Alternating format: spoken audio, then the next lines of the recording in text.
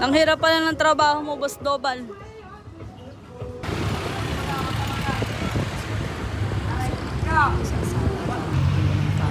Wala, itatry ko lang. Father's Day ngayon pero mas gusto niya magtinda ng towel. So tinuruan niya ako kung paano daw mag-alok-alok at tinry ko ng mga 1 oras. Ang hirap pala magtinda, walang bumili sa akin halos 1 oras. Ewan ko ba, magaling naman ako mag-alok. Char!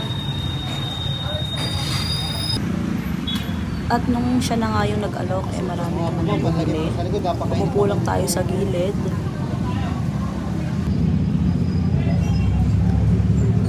Ano bili mo ang plastic? Saan? Bili mo ang plastic?